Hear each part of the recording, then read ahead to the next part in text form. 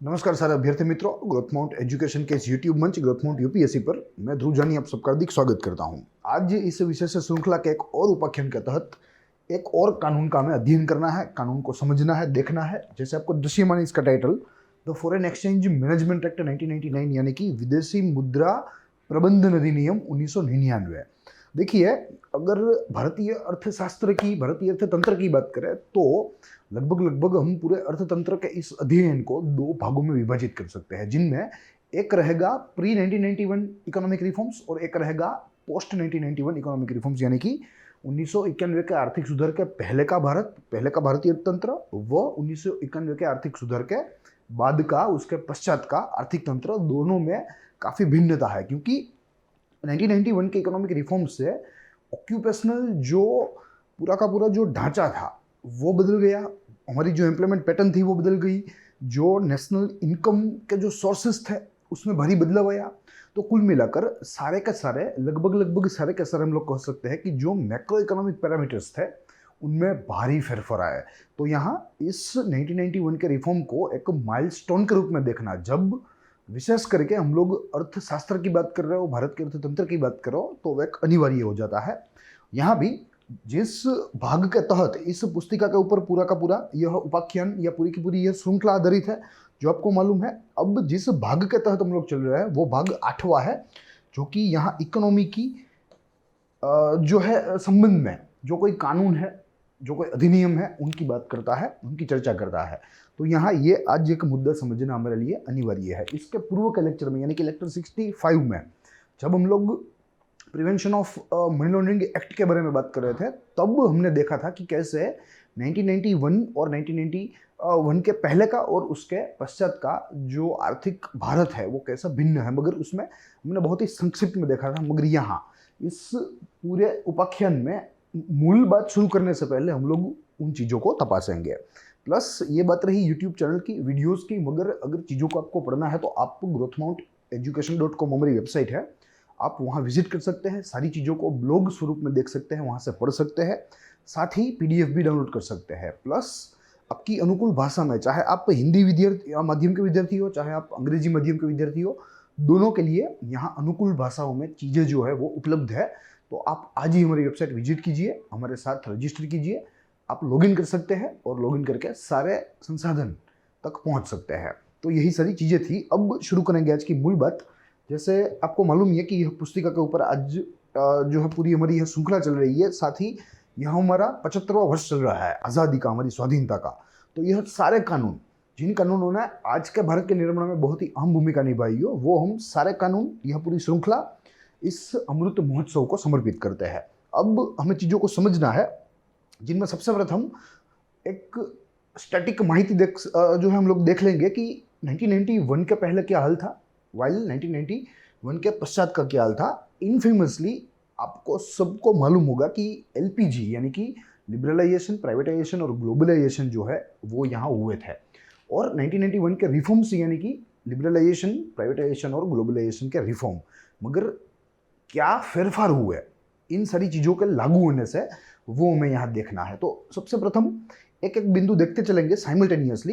तो सबसे प्रथम यहाँ प्री 1981 रिफॉर्म की अगर मैं बात करूँ तो यहाँ कहा गया है कि Indian economy was a closed economy, यानी कि हमारा भारतीय अर्थतंत्र जो था वो क्लोज्ड था। क्लोज था यानी कि there was no scope of globalisation. ठीक है, जो भूमंडलीकरण है, भूमंडलीयकरण, उसका कोई स्कोप नहीं था। There was a closed economy, no scope of any type of globalization. While 1991 reform के बाद the closed economy became open and globalization took place, यानी कि भूमंडलीकरण जो है वो अब धीरे धीरे भारत में शुरू होने लगा इस 1991 के आर्थिक सुधार के बाद। तो यहाँ एक चीज हमें समझनी है कि अगर ग्लोबलाइजेशन हुआ तो फॉरेन ट्रेड जो है वो शुरू हो जाएगा, जो पहले लगभग शून्य था। फॉरेन ट्रेड शुरू हो गया तो फॉरेन एक्सचेंज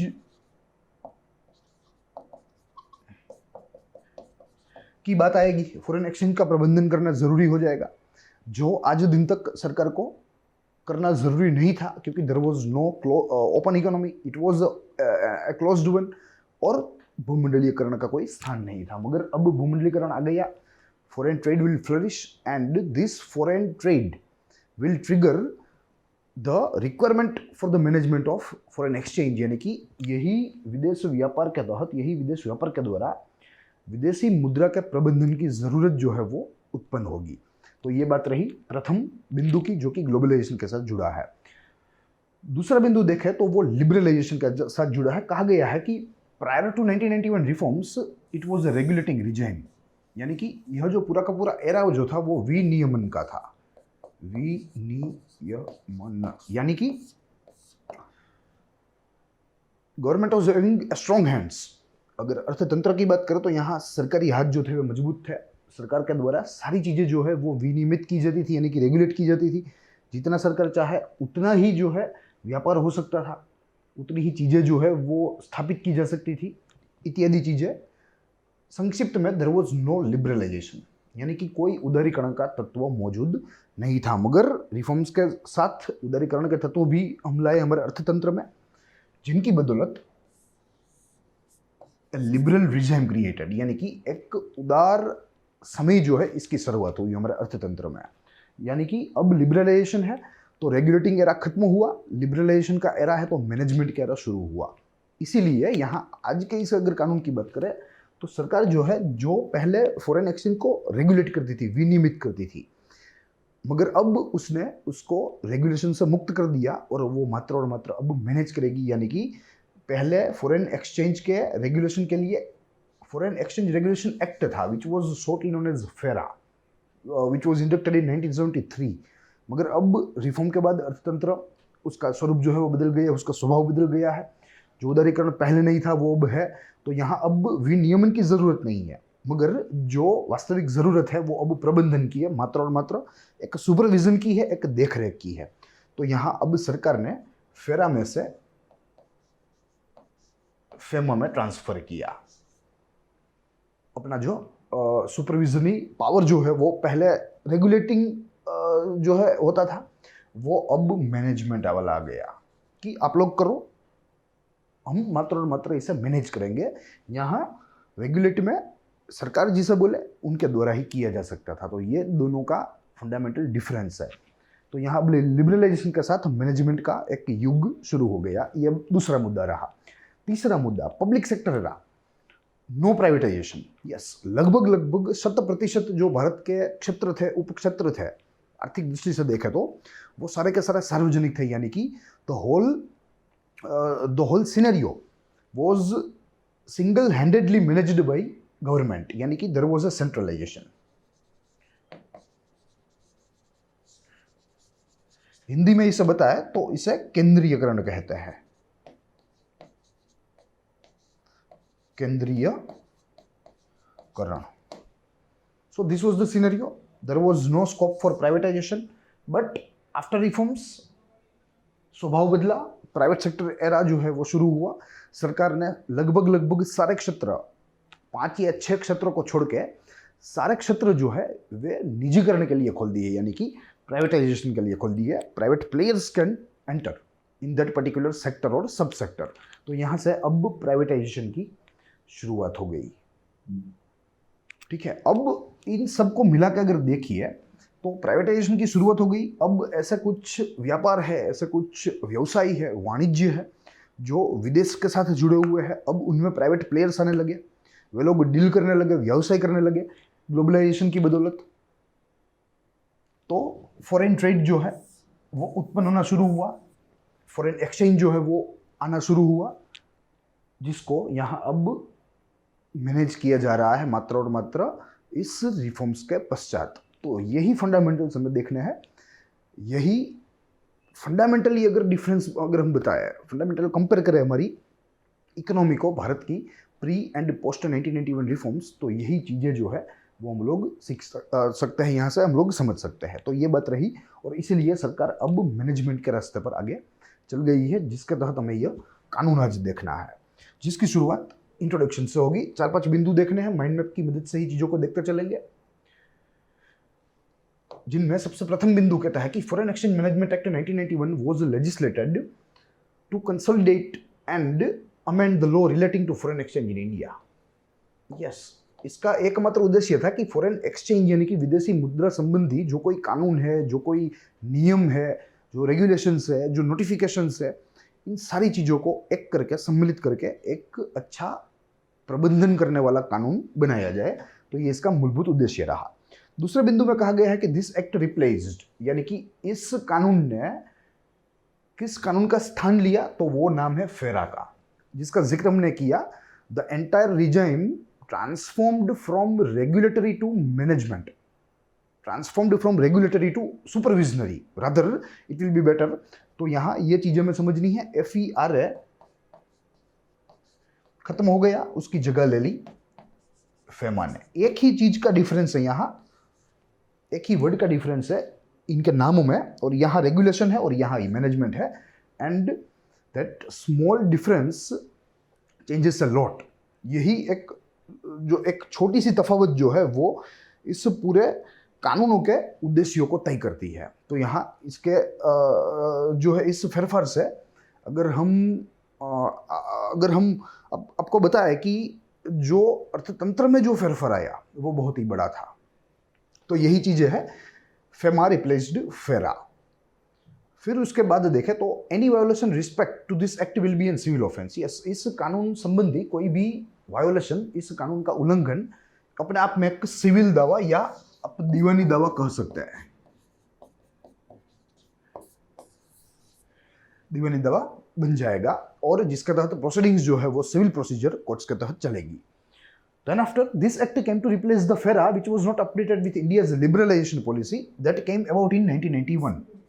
तो जिसका जिक्र हमने किया कि भाई 1991 में लिबरलाइजेशन तो लग गया, मगर अभी भी ऐसे कुछ कानून थे, ऐसे कुछ रूल्स एंड रेगुलेशंस थे जिनको जाना जरूरी था, तब जाके वास्तविक रूप से लिबरलाइजेशन या उदारीकरण जो है वो स्थापित होता। तो इसी की जो है इसी के कारण यहाँ इस कानून को पहले तो शून्य कर दिया गया, और उस कानून की जगह एक नए प्रबंधक कानून ने ले ली, प्रबंधक अधिनियम ने ले ली। फिर उसके पश्चात देखें तो बिंदु कहता है कि फॉरेन एक्सचेंज मैनेजमेंट एक्ट यानी कि FEMA was introduced to regulate India's new global economy that grew since 1991 liberalisation programme. Yes, तो 1991 के इस आर्थिक सुधार को वास्तविक बनाने के लिए, उनका अनुपालन ठीक तरीके से हो, वो सारी चीज़ों को सुनिश्चित करने के लिए यहाँ फेमा जो है वो भारत में लाया गया था। इसे पारित भी किया गया और आज ये विनियमित भी हो रहा है। FEMA took into account change in government policies that were created to attract foreign investment and suggested policy changes that came from WTO. Yes, क्योंकि ग्लोबलाइजेशन हो गया था, तो अब सरकार जो है वो वैश्विक बाजार में कॉम्पीट करना चाहती थी, प्रतिस्पर्धा देना चाहती थी।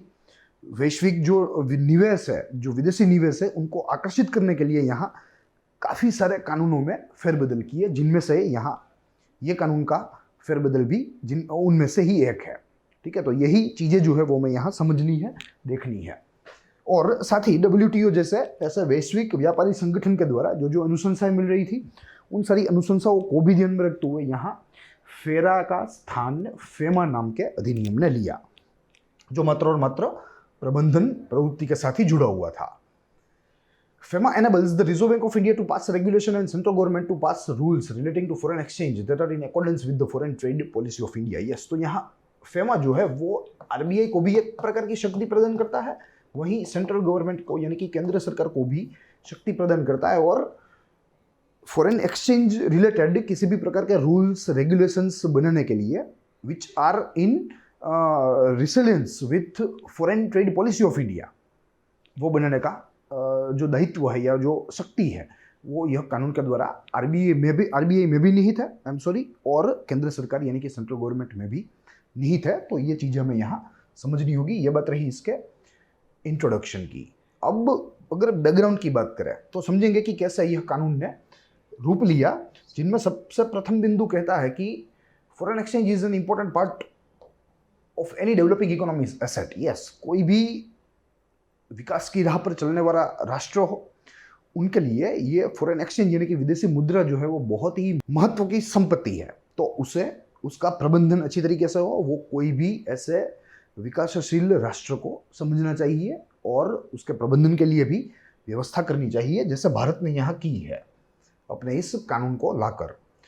Foreign exchange tends to bring in money and human resource from both developed and developing countries that help the nation receiving it to utilize same for its growth. Yes, तो foreign exchange जो है ये उसका स्वभाव है कि वो अपने आप में धनराशि भी लाता है, साथ ही में मानव संसाधन भी लाता है from both developed and developing countries, और वो दोनों से विकसित हो चाहे विकासशील हो, दोनों देशों से धनराशि भी लाता है फॉरेन एक्सचेंज, साथ ही में मानव संसाधन भी लाता है, जिनका उपयोग करके कोई भी राष्ट्र अपनी वृद्धि तेज कर सकता है और तेज कर सकता है। तो यही चीजें हैं जो कि हमें फॉरेन एक्सचेंज से फायदा करवाती है। अब उसके पश्चात का बिंदु जो है वो कहता है कि इट ऑल्सो हेल्प्स, यानी कि foreign exchange also helps us to build ties with other nation which help with ensuring that trade and diplomacy are leverage for countries to grow together. Yes, तो यहाँ कुल मिलाकर इसका सार ये है कि फॉरेन ट्रेड जो है वो फ्लरिश होता है, will flourish। और अगर एक बार फॉरेन ट्रेड फ्लरिश हो गया तो वो पर्टिकुलर दो राष्ट्र या दो से अधिक राष्ट्रों के बीच का जो संबंध है वो भी फूलेगा फलेगा, जिनमें आर्थिक संबंध तो है ही है मगर उनके साथ सांस्कृतिक संबंध, सामाजिक संबंध, ठीक है। तो कुल मिलाकर फॉरेन एक्सचेंज के अपने आप में कई सारे फायदे हैं जो अर्थतंत्र के लिए भी अच्छा है और दो राष्ट्रों के बीच के संबंधों को सुदृढ़ करने के लिए, मजबूत बनाने के लिए भी महत्वपूर्ण है, उपयोगी है। फिर उसके पश्चात देखें तो आखिरी बिंदु यहाँ इंट्रोडक्शन बैकग्राउंड में जो कहता है वो है कि in order to deal with it FERA was the first legislated in year 1973। Yes, रेगुलेशन की बात है जो कि 1973 की साल में लागू किया गया था भारत में। And then FEMA was legislated in 1989 to replace the FERA and create a robust system of regulation of foreign exchange in the country। Yes, तो कई सारी चीज़ों को जो है सेटिस्फाई करने के लिए, उसे संतुष्ट करने के लिए यहाँ ये कानून लाया गया था, जैसे भारतीय अर्थतंत्र के बदले हुए स्वरूप को समझना, उसके अनुकूल कोई अधिनियम लाना, प्लस यहाँ फॉरेन एक्सचेंज संबंधी मैकेनिज्म जो है उसे रोबस्ट बनाना, अच्छा बनाना, ठीक है। तो इन सारी चीज़ों को संतुष्ट करने के लिए यहाँ ये कानून लाया गया था और आज भारत में इसका अनुपालन भी अच्छी तरीके से किया जा रहा है। तो ये बात रही इसके बैकग्राउंड की। अब अगर इसके ऑब्जेक्टिव की बात करें तो एक ही इसका मूलभूत उद्देश्य है जो आपके सामने दृश्यमान है, जो कहता है कि the objective of the act is to consolidate and amend the law relating to foreign exchange with the aim of facilitating trade and payments। yes, और यह ट्रेड कौन सा है तो वो विदेशी व्यापार है, क्योंकि विदेशी व्यापार में ही फॉरेन एक्सचेंज आएंगे और फॉरेन एक्सचेंज जब आएंगे तो उनके प्रबंधन की भी जरूरत पड़ेगी। with the aim of facilitating trade and payments and promoting the orderly development and maintenance of the foreign exchange market in India। yes, और जिसकी बदौलत, रिफॉर्म्स की बदौलत ये सारे फेरफार हुए और उसी की जो है आप कह सकते हो कि उसी की बदौलत यहाँ आज भारत में एक विदेशी मुद्रा का पूरा बाजार है। अन्यथा अगर क्लोज्ड इकोनॉमी रहती भारत, ग्लोबलाइजेशन अगर नहीं होता, अगर लिबरलाइजेशन नहीं होता, तो हो सकता है कि भारत में फॉरेन एक्सचेंज मार्केट जो है वो कभी डेवलप ही ना हुआ होता। मगर आज यह यहाँ डेवलप्ड है और इसके लिए हम 1991 के इस रिफॉर्म्स को ग्रेटफुल रहेंगे, ठीक है, एज एन इंडियन। क्योंकि अन्यथा जो 1991 के अगर नहीं आते तो आज की जो अर्थतंत्र की जो परिस्थिति है वो संभवतः नहीं होती। जो आज के फेरफार हम देख रहे हैं वो नहीं होते। आज के जो आप कह सकते हो कि जो सुपरविजनरी फंक्शंस है गवर्नमेंट के वो शायद रेगुलेटरी होते हैं, ठीक है। तो यहाँ 1991 के इस रिफॉर्म्स ने बहुत ही बड़ा रोल प्ले किया है। ये बात रही इसका ऑब्जेक्टिव इसकी। अब इसके प्रमुख प्रावधान देखने हैं जो कि अलग अलग अध्यायों में विभाजित है, जिनमें सबसे प्रथम अध्याय परिभाषाओं का है, यानी कि डेफिनेशंस का है, जहां दो डेफिनेशंस दी गई है, एक है फॉरेन एक्सचेंज के बारे में और दूसरी फॉरेन सिक्योरिटी के बारे में। दोनों को देखते चलते हैं। Foreign exchange according to the act means deposits, credits and balances payable in any foreign currency, draft, travellers cheque, letter of credit और bill of exchange drawn by bank, institutions or person outside India but payable in Indian currency। yes, ठीक है। तो इसे foreign exchange कहते हैं। किसी भी किस्म का, चाहे वो डिपॉजिट हो, आपकी क्रेडिट हो, बैलेंस ऑफ पेमेंट हो, ट्रैवलर्स चेक हो, आपका डिमांड ड्राफ्ट हो, अगर वो भारत के बाहर से इश्यू हुआ है मगर उसका भुगतान भारतीय करेंसी में होना है तो उसे फॉरेन एक्सचेंज हम लोग कहेंगे। प्लस फॉरेन सिक्योरिटी की बात करें तो यहाँ विदेशी प्रतिभूति जिसे हम लोग कह सकते हैं, यहाँ मैं लिख ही देता हूं, विदेशी प्रतिभूति जिसे फॉरेन सिक्योरिटीज कहते हैं, refers to any security in the form of share, stock, bond, debenture और एनी अदर इंस्ट्रूमेंट डिनोमिनेटेड और expressed in foreign currency and includes securities expressed in the foreign currency. ठीक है, तो यहाँ ऐसी कोई भी विदेशी प्रतिभूति जो वहाँ उसका जन्म हुआ हो विदेश में मगर उनका भुगतान जो है वो भारतीय करेंसी में हो रहा है, तो ऐसे जो है प्रतिभूतियों को हम लोग फॉरेन सिक्योरिटी या विदेशी प्रतिभूति कहेंगे। तो ये दो इसकी मूलभूत परिभाषाएं हैं जो प्रथम अध्याय में दी गई है। फिर दूसरे अध्याय की बात करें तो इसमें regulation and management of foreign exchange के बारे में कुछ माहिती हमें दी गई है, यानी कि विदेशी मुद्रा संबंधी विनियमन व प्रबंधन के बारे में यहाँ कुछ प्रावधान है जो हम देखते चलेंगे। The act says only an authorized person can deal in or transfer any foreign exchange or foreign security, make any payment to or for the credit of any person resident outside the India in any manner. Yes, इसका सार यह है कि मात्र और मात्र जो authorised person है वही विदेशी मुद्रा संबंधी किसी भी प्रकार का व्यवहार कर सकता है, किसी भी प्रकार का ट्रांजैक्शन कर सकता है, चाहे वो डिपॉजिट करवा सकता है, चाहे वो विड्रॉ कर सकता है, मगर उसे एक अधिकृत व्यक्ति होना अनिवार्य है, एक ऑथराइज्ड पर्सन होना अनिवार्य है। ये ऑथराइज्ड पर्सन जो है वो आरबीआई की गाइडलाइन के अनुसार बैंक्स जो है वो दे सकते हैं, वो किसी को ऑथराइजेशन जो है वो प्रदान कर सकते हैं, जो हम आगे के इस पोर्शन में देखेंगे। मगर फिलहाल फॉरेन एक्सचेंज में डील करने के लिए, उसमें व्यवहार करने के लिए कोई भी व्यक्ति का अधिकृत होना, ऑथराइज होना अनिवार्य है, अन्यथा वो विदेशी मुद्रा के साथ कोई व्यवहार नहीं कर सकता। दूसरा बिंदु कहता है कि only an person authorised by government can hold the capital account transaction and transact in foreign exchange. Yes, तो यहाँ भी ऑथराइज्ड पर्सन की ही बात है कि भाई जो कोई भी अधिकृत व्यक्ति होगा मात्र और मात्र वही, कहा गया है कि मात्र और मात्र वही कैपिटल अकाउंट जो है वो होल्ड कर सकेगा या उसको शक्ति होगी, अन्यथा सामान्य जन जो है वो foreign exchange related capital account hold नहीं कर सकेंगे।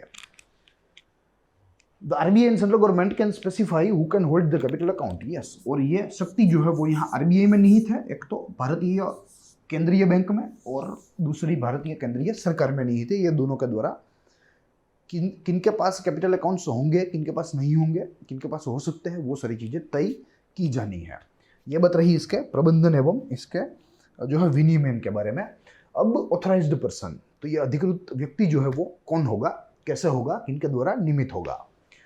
सबसे प्रथम बिंदु कहता है कि when an application is made to the RBI by a person to be certified as an authorised person, the bank can authorise any person to be known as an authorised person to deal with foreign exchange और in foreign security. Yes, तो you need to make an application, ठीक है, to RBI, और उसके तहत जो कोई भी बैंक है जिसके बैंक में आपका खाता है, आपका अकाउंट है, वो आपको ऑथराइजेशन प्रदान कर सकती है, मगर with the guidelines of RBI only, and that authorised person और an authorised account can deal with foreign exchange. The authorization can be revoked at a later point of time, or if it is in the public interest to do so, or if the authorized person failed to comply with the condition subject to which authorization was granted. Yes, तो जैसे authorisation प्रदान किया जा सकता है वैसे ही वो वापस भी खींचा जा सकता है। जिनके बेसिस हमें यहाँ दिए गए हैं कि ऐसा कौन सा बेस है जिनकी बदौलत यहाँ कोई भी जो है व्यक्ति है उनके पास से ऑथराइजेशन खींचा जा सकता है। तो जिनमें सबसे प्रथम है कि अगर वो जनहित में हो, तो दूसरा अगर वो व्यक्ति जिसे ऑथराइजेशन प्राप्त हुआ है, अगर वो कोई भी शर्त जिसके ऊपर ये ऑथराइजेशन उसे प्राप्त हुआ, अगर वो कोई भी शर्त मानने से मना करे या उसमें असफल रहे, आई एम सॉरी, तो ऐसे मामलों में यहाँ ऑथराइजेशन जो है वो फिर से वापस रिवोक किया जा सकता है, खींचा जा सकता है। The authorised person must comply with general और स्पेशल डायरेक्शंस और ऑर्डर्स एज आरबीआई में give. The RBI has the power to inspect such authorized persons if they deem the same to be necessary. Yes, और RBI के पास यहाँ ऐसी शक्तियाँ भी है कि वो अपने द्वारा दिए गए ऑथराइजेशन जिन जिन व्यक्तियों को उन्होंने दिया है RBI ने, वे उनकी उलट तपास भी कर सकते हैं अगर उन्हें ज़रूरी लगे तो ये सारी चीज़ें हैं जो कि यहाँ ऑथराइज्ड पर्सन में आएगी। फिर उसके पश्चात देखें तो पेनल्टीज यानी कि दंड। Any person who contravenes any provision of the act any rule made under this act shall be liable to pay penalty that is up to thrice the sum involved in such contravention where such amount is quantifiable or up to rupees 2 lakh where the amount is not quantifiable. Yes, तो जहाँ amount 2 lakh से कम रहेगी वहाँ minimum उसका जो penalty रहेगा, दंड रहेगा, वो 2 लाख रुपए रहेगा, मगर जहाँ 2 लाख से अधिक रहेगी रकम वहाँ वो दंड जो है वो अधिकतम लगेगा। तो ये इसकी दंड के प्रावधान है इस कानून के संबंधी। अब एडजुडिकेटिंग अथॉरिटी की भी बात की गई है, यानी कि निर्णय या निर्णायक आप कह सकते हो, निर्णायक प्राधिकरण।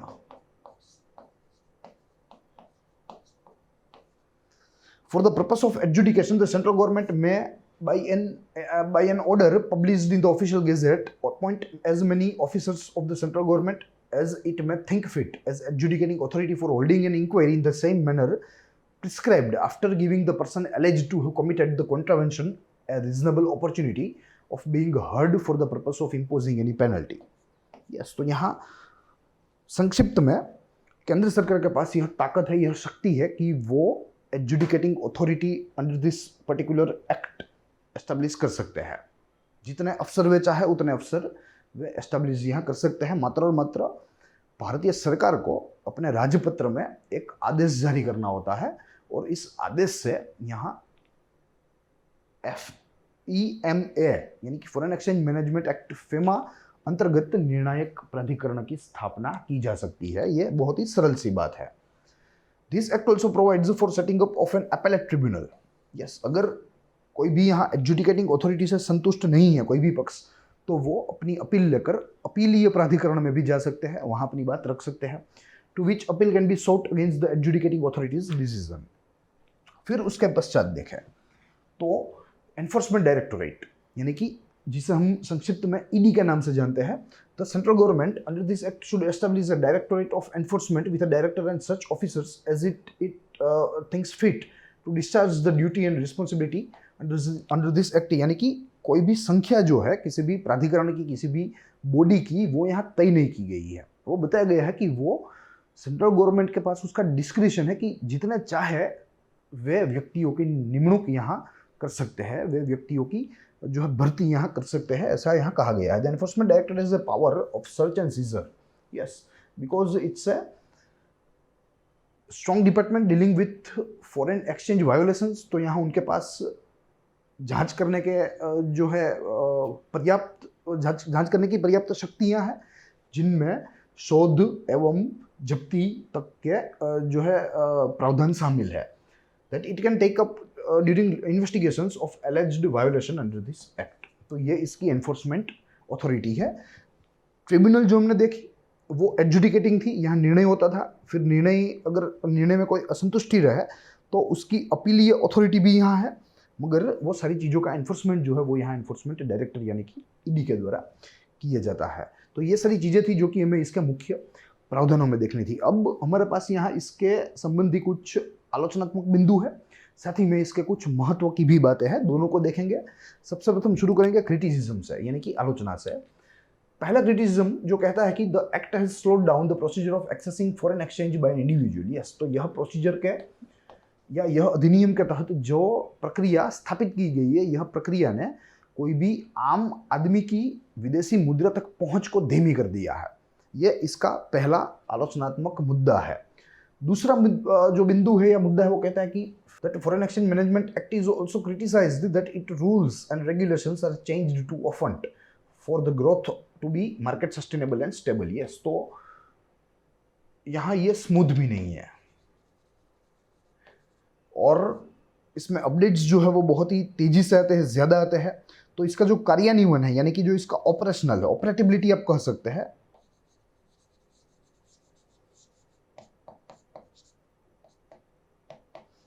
इसकी जो ऑपरेटिबिलिटी है वो भी यहाँ कम रहती है। ये भी एक इसका आलोचना का या इसकी आलोचना के पक्ष में एक बात है।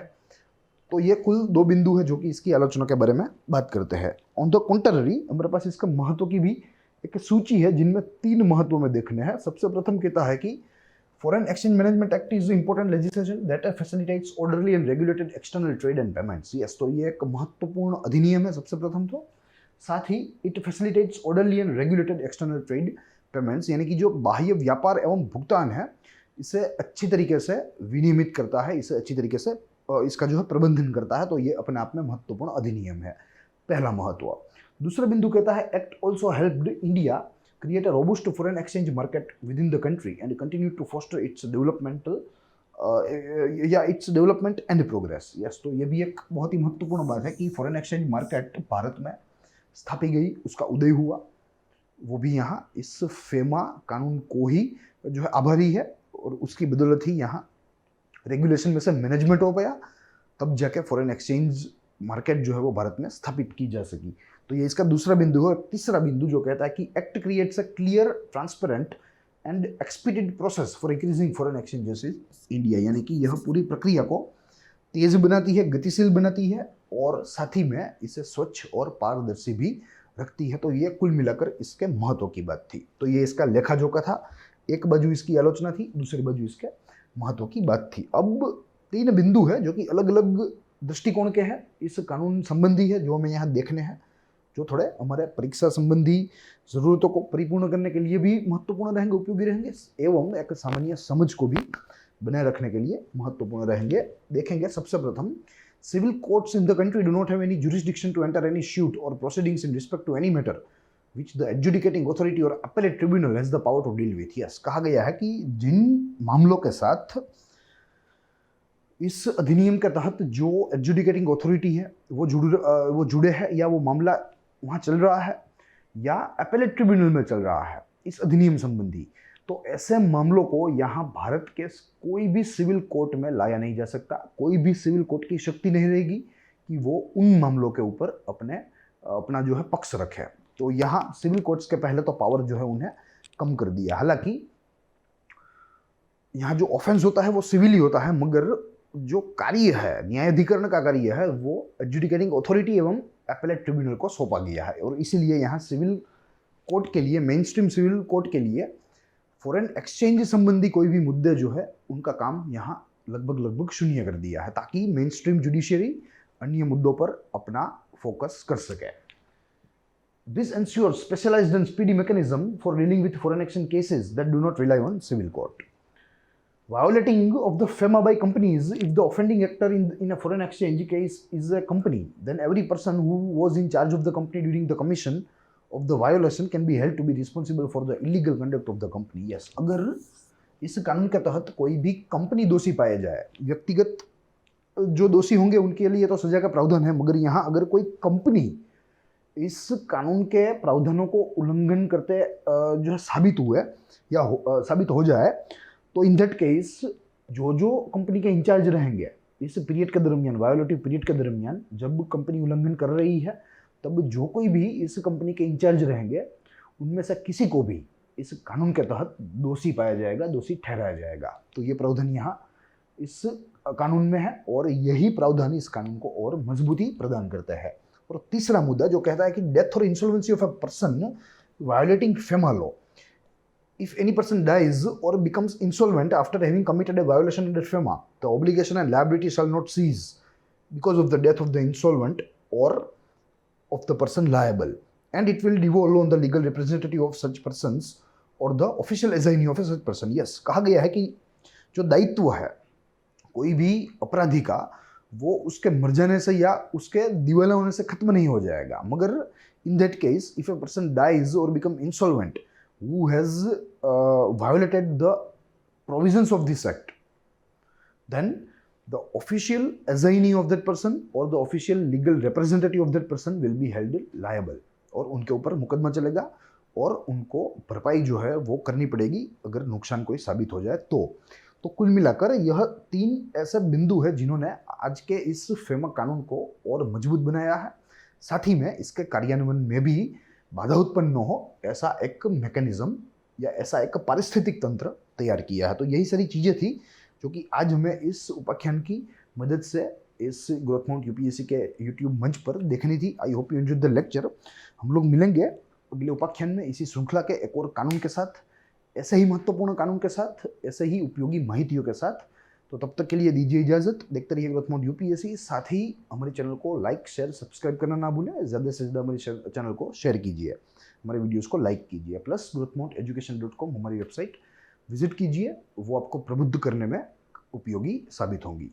तो आज इतना ही, हम लोग मिलेंगे। तब तक के लिए देखते रहिए ग्रोथ माउंट यूपीएससी। जय हिंद, जय भारत।